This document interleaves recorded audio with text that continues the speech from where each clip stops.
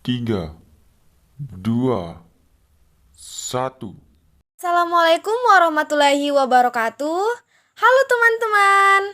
Kami dari kelompok 1 dalam mata kuliah Farmakologi 1, jurusan Diploma 3 Farmasi, Politeknik Bina Husada Kendari. Pada video kali ini, kami akan menjelaskan tentang sistem saraf tepi pada manusia. Namun, sebelum itu, kami akan memperkenalkan diri masing-masing. Perkenalkan, nama saya Irnawati dengan NIM F20022. Perkenalkan, nama saya Nursadatul Sadia, NIM F20037. Perkenalkan, nama saya Priska Aryani Sirenden dengan NIM F20042. Dan saya Yawan Moses Sapu dengan NIM F20.066. Sistem saraf tepi. Apa sih yang dimaksud dengan sistem saraf tepi? Nah, sistem saraf tepi adalah sistem saraf yang membawa informasi atau sinyal menuju ke sistem saraf pusat, yaitu otak atau medula spinalis atau yang dikenal dengan sumsum tulang belakang, dan membawa informasi atau sinyal keluar dari sistem saraf pusat menuju organ yang ditargetkan. Mari kita simulasikan penjelasan tadi. Anggaplah bola biru adalah rangsangan yang datang, yang ditangkap oleh dendrit. Dendrit menyalurkan rangsangan kepada nukleus dan disalurkan kembali ke selubung myelin dan dibawa kepada terminal akson, dan begitu terus hingga sampai di otak. Selanjutnya, Saya akan menjelaskan tentang sistem saraf sensorik dan saraf motorik. Sistem saraf sensorik atau eferen adalah saraf yang menerima rangsangan dari lingkungan sekitar, yang bertugas untuk meneruskan informasi rangsangan yang didapatkan kepada otak. Informasi atau rangsangan tersebut berupa visual, rasa, atau aroma. Inilah mengapa saraf sensorik banyak ditemukan di indera penciuman dan indera perasa, seperti hidung dan lidah. Sedangkan saraf motorik atau yang biasa disebut dengan eferen adalah saraf yang menerima perintah dari otak dan sumsum tulang belakang serta mengantarkan perintah tersebut ke organ tubuh manusia lainnya. Saraf motorik ini dibedakan lagi menjadi saraf samotik dan saraf otonom. selanjutnya Saraf motorik terbagi lagi menjadi dua, yaitu saraf somatik dan saraf otonom. Saraf somatik bekerja secara sadar, seperti ketika kamu mengerjakan tangan untuk menyendok makanan atau mengambil tisu untuk mengelap keringat. Makanya, saraf somatik ini biasanya ditemukan di otot rangka. Jadi, bisa memerintah otot-otot tersebut untuk berkontraksi dan kamu pun bisa bergerak sesuai keinginan kamu. Sedangkan sistem saraf otonom sebaliknya, saraf otonom bekerja secara tidak sadar. Saraf inilah yang mengontrol kontraksi paru-paru kamu agar tetap bernapas setiap saat. Saraf otonom juga bertugas mengontrol sistem pencernaan kamu agar dapat mengolah makanan yang masuk. Maka dari itu, saraf otonom ini banyak ditemukan pada otot polos, seperti pada organ pencernaan, otot jantung, dan kelenjar. Mari kita simulasikan. misalkan bola biru pada layar adalah rangsangan yang datang dari luar, lalu ditangkap oleh indera kita. Rangsangan tersebut dibawa menuju otak,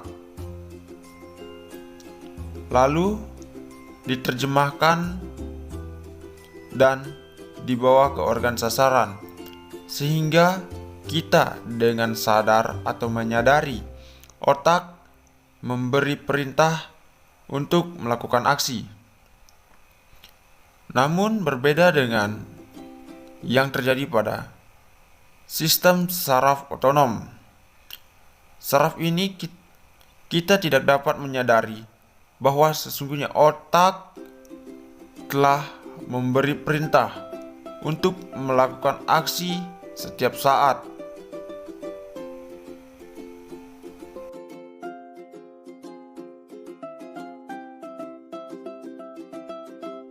Selanjutnya, materi terakhir dari kelompok kami.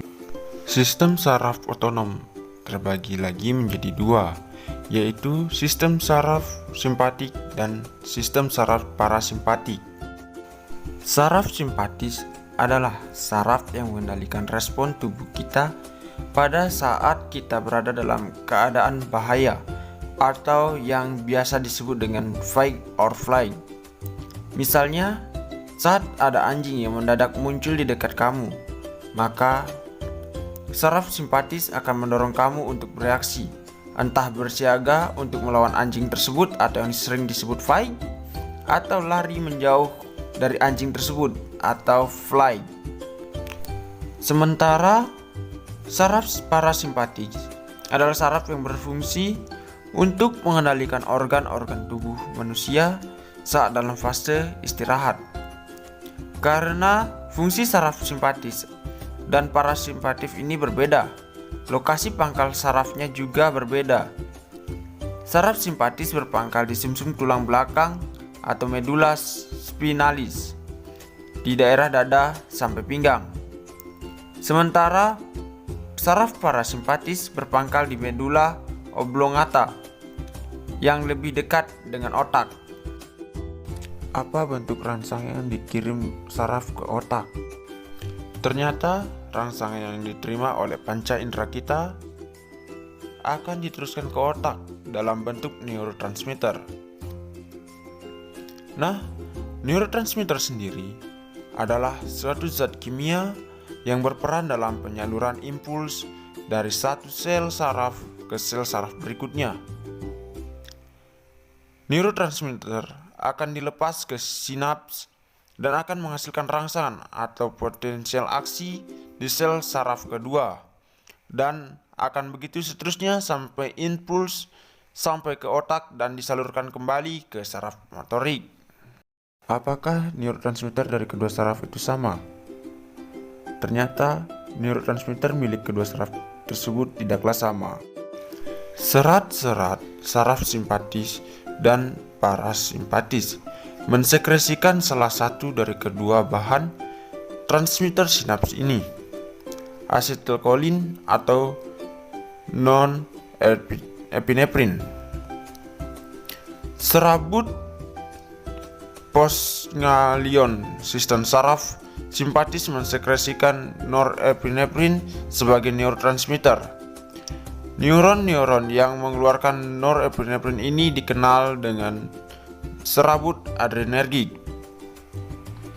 Serabut postganglion sistem saraf parasimpatis mensekresikan asetilkolin sebagai neurotransmitternya dan dikenal sebagai serabut kolinergik.